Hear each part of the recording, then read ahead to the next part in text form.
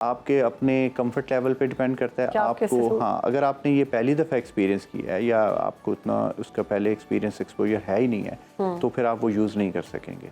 अगर आपको पहले भी पता है जी कि मुझे तो हर साल में 2-3 दफ़ा ऐसे अटैक्स आते हैं और मैं ये करता हूँ, तो फिर तो आप कंफर्टेबली अपने ड्रॉर में से इनहेलर इस्तेमाल कर सकते हैं। सही। लेकिन अगर आपका पहले उस चीज़ का एक्सपीरियंस है ही नहीं है, तो ज़ाहिर है कि आपको फिर नेबुलाइज़र लेना चाहिए। दो चीज़ें, एक ये कि इनहेलर से प्लीज़ ना डरिए, इनहेलर आपका बेस्ट फ्रेंड है, ठीक है? एस्थमा पेशेंट्स के लिए inhaler is your best friend. हमारे साथ पल्मोनोलॉजिस्ट डॉक्टर इमरानुल हसन मौजूद हैं।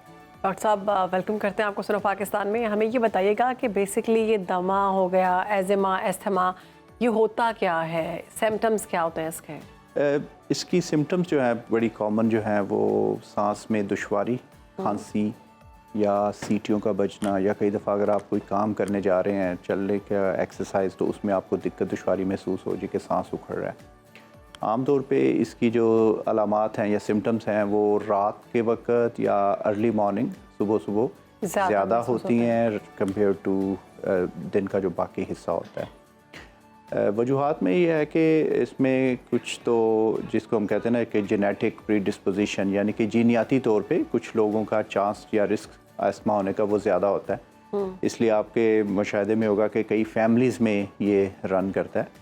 अगरचे ये ऐसा नहीं है कि अगर वालिदैन को अस्थमा है तो बच्चों को ज़रूर होगा, लेकिन जिस तरह वालिदैन में, बहन भाइयों में, खाला, मामू, चचा वगैरह या ग्रैंड पेरेंट्स में अगर हो तो उनके जो अगली जनरेशन है और अगली जनरेशन, उसमें अस्थमा होने के रिस्क्स ज़्यादा हो जाते हैं या इम्कानात ज़्यादा हो जाते हैं। अच्छा डॉक्टर साहब, अपने नाज़रीन को भी बताते हैं कि सेगमेंट के दौरान आप कॉल कर सकते हैं, नंबर टीवी स्क्रीन पर आ रहा है, और आप लोग भी कुछ सवाल करना चाहें डॉक्टर साहब से, आप इस सेगमेंट के दौरान कॉल करके पूछ सकते हैं।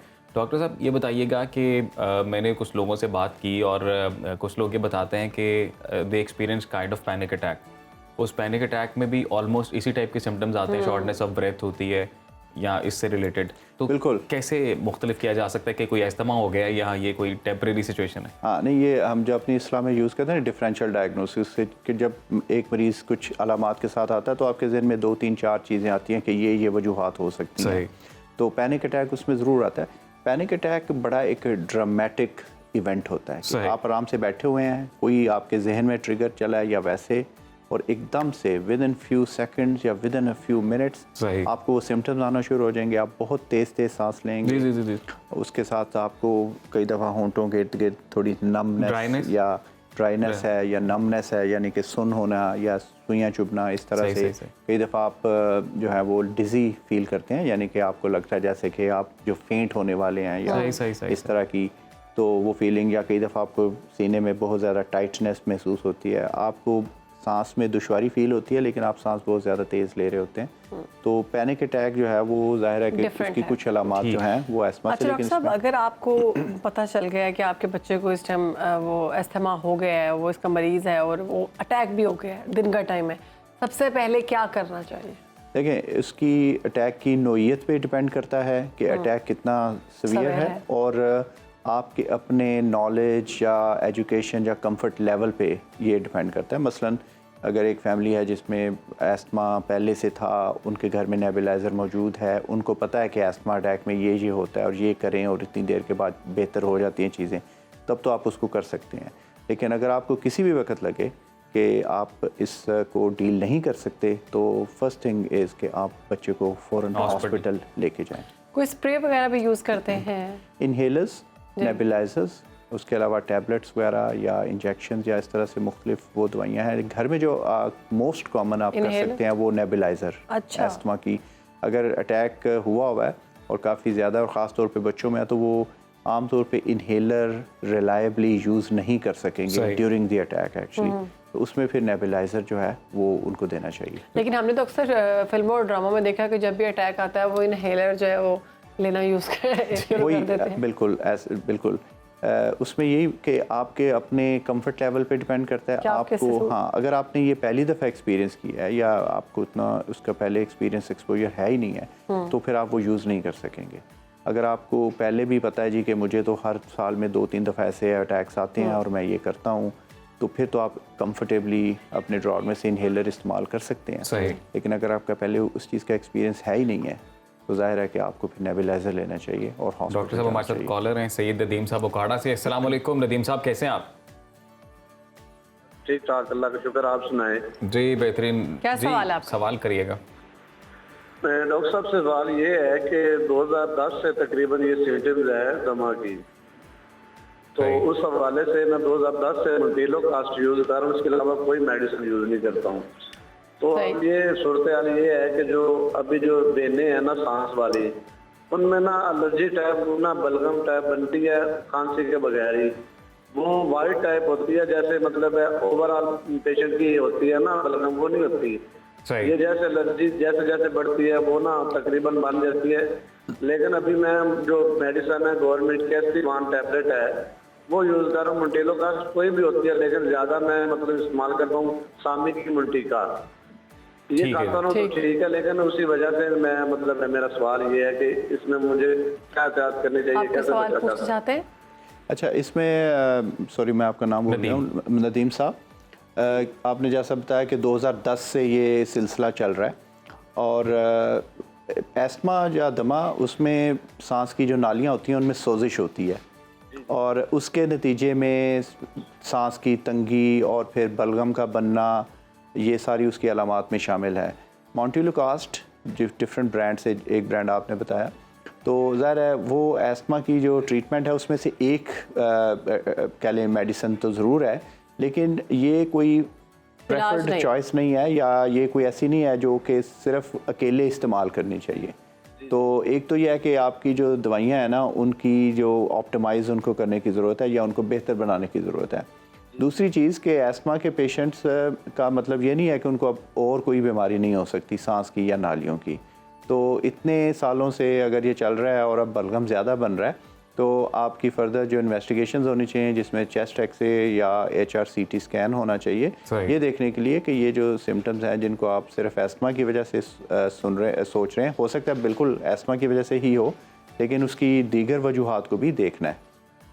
नदीम साहब बहुत शुक्रिया आप कॉल करने के लिए। और डॉक्टर साहब ने यही सही बात की है कि आप अस्पताल जाएं और मज़ीद टेस्ट भी करवाएं ताकि मज़ीद बेहतर तरीके से डायग्नोज हो चुके कि एक्चुअली में मसला है क्या। अच्छा डॉक्टर साहब, मैंने ये भी सुना है कि दही, लहसुन और इसके साथ साथ एक दो और चीज़ें थी, कैफीन हो गई, शहद हो गया, ये खाने से आपको, अगर आप एस्थमा के पेशेंट हैं तो आपको ये सुकून देता है, तो इज़ इट ट्रू? उसमें कुछ चीज़ें होती हैं जो कि हमें आम तौर पे सुकून देती हैं। वैसे ही कि आप जब स्ट्रेस्ड होते हैं तो आप चाय का कप पी लिया, कॉफ़ी पी ली, दूध गर्म करके पी लिया, तो उसमें वो होता है। शहद जो है वो उसके बारे में तो ज़ाहिर है कोई दो राय नहीं है, साइंटिफिकली भी रिलीजियसली भी, कि इसमें बहुत ज़्यादा चीज़ों की शिफा है और इम्प्रूवमेंट होती है। आम तौर पे जो खांसी होती है मौसमी नज़ला ज़ुकाम, गला ख़राब वगैरह के बाद, उसके लिए शहद एक बहुत ही मौसर इफ़ेक्टिव ट्रीटमेंट है एक्चुअली। तो ज़ाहिर है कि आपकी जो सवाल है कि हाँ उसमें इम्प्रूवमेंट हो सकता है। इसी तरह कैफ़ीन से, क्योंकि वो थोड़ा सा स्टिमुलेंट है तो उससे भी बेहतरी आ सकती है। दही वगैरह का मेरे इल्म में नहीं है कि दही पीने से अस्थमा में कोई वैसे तो कहते हैं खांसी लगी हो, गला खराब हो, दही नहीं खाना चाहिए। हाँ जी बिल्कुल सही। हमारे साथ कॉलर मौजूद है आमना इस्लामाबाद से। आमना, अस्सलाम वालेकुम, क्या सवाल है आपका? वालेकुम सलाम। मेरा सवाल डॉक्टर साहब से ये है कि मुझे तकरीबन चाइल्डहुड से ये अस्थमा के अटैक्स होते हैं डिफरेंट टाइम्स पे, मोस्टली विंटर्स में या जो नमी वाला मौसम होता है तब। तो मुझे जब ये अटैक होता है तो मेरी बॉडी बिल्कुल पेल हो जाती है और मतलब जैसे बिल्कुल बीपी लो हो जाता है और मैं बिल्कुल फेंट हो जाती हूँ। लेकिन मैंने इसके लिए कोई मेडिकेशन नहीं ली, मैं सिर्फ नेबुलाइजर यूज करती हूँ। तो उस हवाले से मुझे बताइएगा कि कोई मेडिकेशन अगर प्रिस्क्राइब कर सके। आपकी उम्र कितनी? मेरी उम्र है 24 ईयर्स। चले ठीक है, आपको जवाब मिल जाता है, सुनिए। अच्छा, ये जो आपने सिम्टम्स बताई हैं, ज़ाहिर है डिटेल हिस्ट्री का तो शायद टाइम नहीं है, लेकिन पेल, बॉडी पेल हो जाना, ब्लड प्रेशर लो हो जाना और गनूदगी या बेहोशी के करीब आ जाना, तो मुझे नहीं लगता कि ये सिर्फ एस्थमा के सिम्टम्स हैं। हाँ, ये अगर एस्थमा के सिम्टम्स हों तो इस तरह का मरीज़ ICU में जाता है फिर। तो ये मैं नहीं कह रहा कि एस्थमा की वजह से ये सिम्टम्स नहीं हो सकते, लेकिन अगर एस्थमा की वजह से इतने ज़्यादा सीवियर सिम्टम्स होंगे तो वो घर में मैनेज नहीं हो सकते। तो आपको चाहिए कि हम ना फौरन डॉक्टर के पास जाएं। हाँ जी, ये मुमकिन है कि इनको एस्थमा के अलावा कुछ और भी हो जिसकी वजह से ये हो रहा है। सही सही। जैसे आप पैनिक अटैक का कह रहे थे फॉर एग्जाम्पल। अच्छा, पैनिक अटैक भी हो सकता है बिल्कुल। एस्थमा के साथ? देखें, ये डिफरेंट बीमारियां हैं एक पेशेंट जिसको एस्थमा है उसको पैनिक अटैक भी हो सकता है। और वो ज़्यादा सवेर हो सकता है। जी ठीक। तो इससे बचाव के लिए हमें क्या करना चाहिए अगर हमें नहीं है ये अल्हम्दुलिल्लाह? एस्थमा से बचाव के लिए बेसिकली आपने जो ख़ुद से जो होमवर्क करना है वो है कि आपने आइडेंटिफाई करना है कि ट्रिगर्स क्या हैं। सही। ठीक है ना। अगर एक इंसान जिसको एस्थमा है ही नहीं है फॉर एग्जांपल, उसके लिए वही कॉमन सेंस अप्रोच है कि आप गर्द से बचें, आप ऐसी चीज़ों से बचें जिनकी वजह से मसलन पोलन का सीज़न है और अगर आपको लगता है कि आपको थोड़ा सा उसमें छींकें आती हैं या नाक थोड़ा सा स्टफ़ी हो जाता है, बहना शुरू हो जाता है, तो आप उसको अवॉइड कीजिए, मास्क यूज़ कीजिए, ऐसे वक्त में बाहर ना निकलिए जब पोलन्स का जो काउंट है वो बहुत ज़्यादा होता है। डॉक्टर साहब वल्नरेबल ग्रुप कौन सा ज़्यादा एस्थमा के लिए? एस्थमा के मतलब होने के जी जी होने। अच्छा, उसमें कुछ तो मैंने जो शुरू में कहा कि जेनेटिकली जीनियाती तौर पे इस तरह से ऐसे बच्चे जिनकी वैक्सीनेशन ना हुई हो, ऐसे बच्चे जो प्रीमेच्योर बॉर्न हुए हों या जिनका पैदाइश के वक्त वज़न कम हो, सही, वो ज़्यादा एट रिस्क होते हैं। इसी तरह वायरल इन्फेक्शंस अगर बचपन में ज़्यादा हो रही हों तो वो भी आपका रिस्क एस्थमा और दीगर जो सांस की और फेफड़ों की बीमारियां उसका वो रिस्क बढ़ा देता है। तो डॉक्टर साहब नॉर्मल रूटीन में फिर बता दें हमें वैसे ही अपने लंग्स को हेल्दी रखने के लिए क्या कोई डाइट खास इस्तेमाल करनी चाहिए, किन चीज़ों से बचना चाहिए ज़्यादा? ये तो बड़ी एक सेपरेट टॉपिक है, लेकिन बड़ी जल्दी से क्विकली वो ये है कि हमारी एनवायरनमेंट में जो कुछ चीज़ें हैं वो हम इनहेल करते हैं, सांस के ज़रिए वो फेफड़ों में जाते हैं। तो आपको ये सोचना चाहिए कि अगर मैं इस माहौल में बैठा हुआ हूँ तो क्या क्या मेरे सांस में जा रहा है। ठीक है, कुछ प्रोफेशंस ऐसे होते हैं, मसलन बेकिंग है, ये जो बेकरी के काम करते हैं, स्प्रे पेंटर्स हैं, वर्कशॉप्स पे काम करते हैं, डीजल फ्यूम्स ये वो, उनमें सांस की बीमारियां या एस्थमा वगैरह ज़्यादा पाया जाता है। तो उसके लिए बड़ा ज़रूरी है कि आप मास्क पहने। आप अपना प्रोफेशन तो आसानी से नहीं बदल सकते, लेकिन आप उनमें प्रोटेक्शन तो ले सकते हैं। तो डॉक्टर साहब जितनी स्मॉग थी अभी हालिया दिनों में भी अभी तो दमा करेगी, इससे भी हो सकता है? देखें, उसमें भी वही चीज़ें, पोल्यूशन और फॉग को इकट्ठा करके हम स्मोक को स्मॉग कह देते हैं, तो जाहिर है। और उसमें भी अगेन वही चीज़ कि मास्क इस्तेमाल कीजिए, उस वक्त अवॉइड करें बाहर जाना जब अवॉइड किया जा सकता है। अगर आपने फ़र्ज़ किया शॉपिंग के लिए जाना तो आप ऐसा टाइम चूज़ कर लें कि जिसमें आप कम स्मॉगी। और डॉक्टर साहब ओबेसिटी के जो पेशेंट्स हैं उनके लिए कहा जाता है कि उनको एस्थमा जो है ज़्यादा अटैक करता है, ज़्यादा उनमें एस्थमा होने का रिस्क भी ज़्यादा होता है। और उसके अलावा क्योंकि उसमें एक एडिशनल एक फैक्टर आ गया कि वो ओबीस हैं, ओवरवेट हैं, और उसकी वजह से उनके जो सांस का ख़राबी ज़्यादा उनको फील होती है। अगर आप एक नॉर्मल इंसान चल रहा है, फ़र्ज़ किया सीढ़ियाँ ऊपर जाता है, एक जो फरबा या 20 आदमी ऊपर जाता है, तो बाय द टाइम वो ऊपर पहुंचेंगे तो दोनों की सांस की कैफियत डिफरेंट होगी, वो जल्दी ऊपर पहुंच सकता है।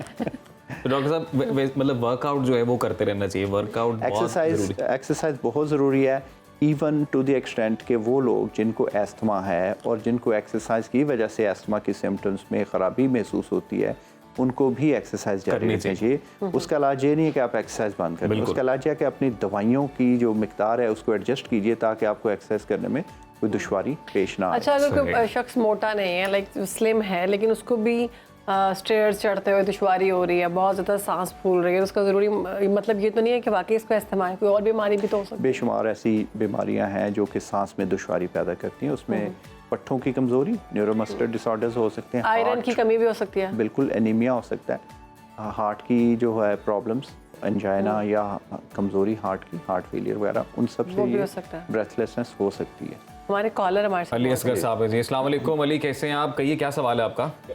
वालेकुम अस्सलाम सर, ठीक हूँ, आप सुनाइए, आप कैसे हैं? जी जी वी आर गुड। जी जी आप टीवी का वॉल्यूम बंद कर दें, आपकी आवाज़ क्लियर नहीं आ रही। आप सवाल पूछें डॉक्टर साहब से। जी जी जी जी सर, मैं यूएई से पाकिस्तान आया हूँ, 2 दिन हो गए। अच्छा जी। तो मुझे नज़ला, जुकाम, ये बहुत इशू है, प्रॉब्लम है, सांस लेने में मुश्किल होता है। ये जब से आप वापस आए हैं बस तब से मसला है?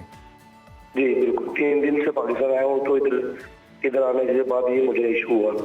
आपने डॉक्टर को चेक करवाया? जी चेक करवाया, मेडिसिन दी है, लेकिन वो खाई, उससे फर्क नहीं पड़ा। डॉक्टर साहब आप पूछना चाह रहे हैं कुछ? जी बिल्कुल अली साहब, इसमें इस वक्त जो साल का ये हिस्सा है, इसमें 2-3 चीज़ें हैं। एक तो वीट, जो गंदम की कटाई का मौसम चल रहा है, उसमें भी बहुत ज़्यादा प्रॉब्लम आता है लोगों को, एक तो वो वजह हो सकती है। और दूसरा जो आप कह रहे हैं कि आप यूएई से आए हैं और पाकिस्तान में, तो ये हो सकता है ये वतन की मिट्टी की वजह से हो, तो उससे बचने की कोशिश कीजिए।